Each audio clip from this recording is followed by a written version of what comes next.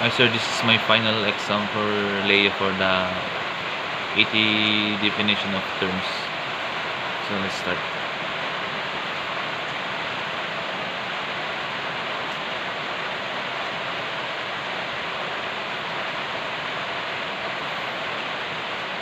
First, we have planning. It's a management function that concerned with the visualizing future situations and the making estimates concerning them. Plan is an organized schedule or sequence by the methodological activities intended to attain goals and objectives for the accomplishment of the mission assignment. Police operational planning. Um, the act of determining policies and guidelines for the police activities and operations, providing controls and safeguards for such activities. Next is objective. It is specific commitment to achieve the measurable results with specific period of time. Goal. Goal is a general is a general statement or purposes of um, typical with time horizon. Strategy is a broad design to method or plan to attain the state or goal objectives. Tactic is a specific design method or course of action to attain a particular object in consonance with strategy. Next is the procedure, a sequence of activities to reach a point or to attain what is desired. Policy, in a policy, a product of prudence or wisdom in management of human affairs. Guidelines, guidelines, a rule of action of the rank file to show them um, to show them the to show them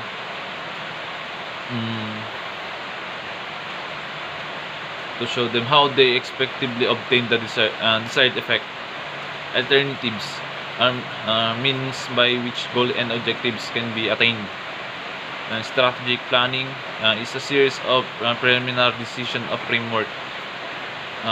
We have the strategic planning process. Task 1, we have the develop mission and objectives. Task 2, diagnose the environmental threats or opportunities. Task 3 is the assess of the organizational strengths and weaknesses. And we have the task 4, genetic alternative strategies. Task 5, develop a strategic plan. Task 6, develop a tactical plan. Task 7, assess the results of strategic and tactical plan. The last one is the task 8, repeat planning processes. Next, we have the broad external policy planning, the responsibility of the legislative branch of the government. Internal policy planning, the responsibility of the CPNP and the other chief of the different units of headquarters within their area or jurisdiction to achieve the objectives of mission of the police organization. Next, we have the fundamental doctrine. It is the basic principles in planning, organization and management of the PNP. It's composed of the overall pursuits of the PNP vision. Operational doctrine. This is the principles of rules or governing the planning, organization, and direction of the employment of the PNP forces in accomplishment of the basic security of the operational mission in the maintenance of peace and order. Functional doctrine. This provides guidance for specialized activities of the PNP in the broad field of interest such as personnel, intelligence, operations, logistics, and planning.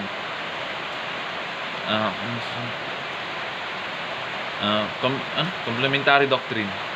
This doctrine is formulated jointly by two or more bureaus in order to effect certain operation with region public safety and peace and order. Ethical doctrine that defines is the fundamental principles governing the rules of conduct, attitude, behavior, and ethical norms of the PNP. Next, we have the authority. In authority, the right to exercise, decide, command by virtue of the rank of the position. Doctrine, it provides for the organization of objectives. Cooperation or coordination. Discipline, it is imposed by command of self-restraint, ensure supportive behavior. Strategic or long-range plan, it is relates to plans which is strategic or long-range. In application, if it determines that organization original goals and strategy. Next is intermediate or medium range planning. It relates to plans which determine quantity and quality efforts and accomplishment. Operational or short range planning, it refers of the productions of plans. Next, reactive plans are developed in result of crisis. Protective plans are developed in anticipation of problems. Visionary plans, statement of values to be used to guide decision-making process. Operational plans are designed to meet the specific tasks required to implement strategic plans. Standing plans provide the basic framework for responding of the problems. Functional plans include the framework for the operation and the major functional units in the organization, such as patrol and investigations. Tactical plans, these are the procedures for coping with specific situation as known as the location, such as plans for dealing with the attack or against the buildings. Operational plans, these are plans operations specific divisions like the patrol, detective, traffic, and the juvenile control divisions. Next is the extra office plans. Plans made that organize the community to assist the accomplishment of the objectives to fight the traffic control, organized crime, and juvenile delinquency prevention. Prevention. Next is field operations. Operations in the field directed by the police commander and the subordinate commanders aim the accomplishment of the primary task.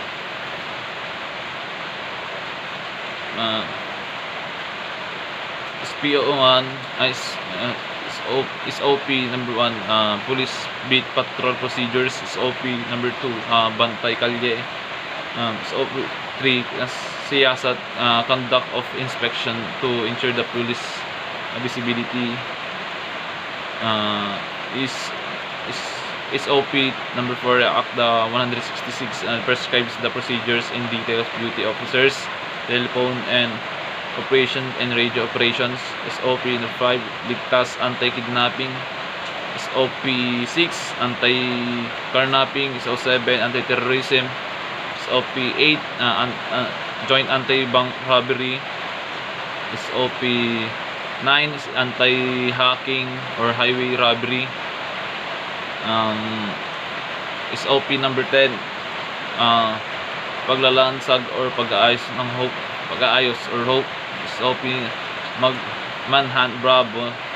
SOP 12, anti-illegal gambling. SOP 13, anti-squatting. SOP 14, Jericho or quick reaction group. SOP NENA, anti-prohibition of vagrancy. SOP 16, anti-pornography. And SOP 17, guidelines in the conduction of arrest, search, and seizures. SOP 18, Sandigan Master Plan. SOP 19, Anti-Legal Logging. SOP 20 is Anti-Legal Fishing. Plan Jumbo, Aviation Security Group's Strategic Plan Against the Terrorist Attacks. Plan Salikop, CIDG Strategic Plans Against the Organized Crimes Group. NAPOLCOM, institutionalization of the doctrine of command responsibility at all levels of command in the PNP. EO or number 26, institutionalization of doctrine command of responsibility at all. Prevention and supervision of crime cops. Order, maintenance, peacekeeping, and military security, law enforcement without fear or favors, image, credibility, and commonly support, coordination with the other government agencies and non-government agencies, efficiency and effectiveness of the development management of human material resources. We have the dreams, dispersal of policemen in headquarters of streets enforcement and crime prevention programs, restoration,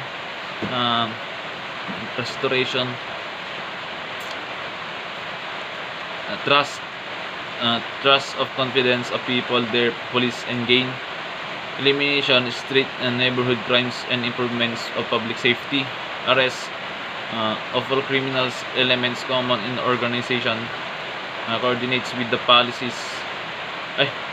coordinates of pillars of the CGS and order to law enforcement agencies, mapping upon removal or skill wags from the pole of ranks, and the last one is the strengthening the management capability of the PNP undertake or support the dreams operations and activities. So